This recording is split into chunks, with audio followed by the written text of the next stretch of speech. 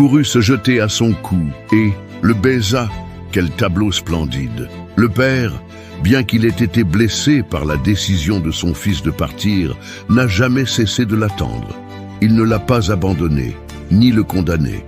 Il était là, tous les jours, avec ses bras ouverts, attendant que son fils revienne, à lui. Et c'est exactement ce que Dieu fait pour toi. Peu importe où tu es, peu importe les erreurs que tu as commises, Dieu te regarde avec des yeux pleins de miséricorde. Il attend ton retour avec impatience, avec amour, prêt à te réconcilier avec lui. Le Père t'accueille avec miséricorde.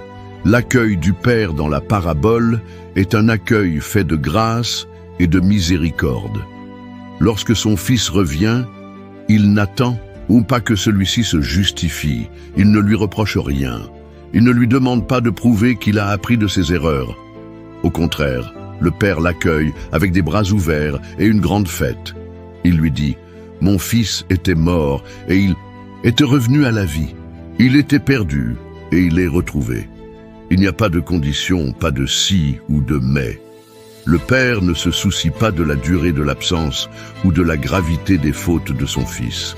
Ce qui compte, c'est qu'il est de retour à la maison. C'est un peu comme ça avec Dieu, chers amis. Dieu, ton Père céleste, ne te demande pas de devenir parfait pour revenir vers lui.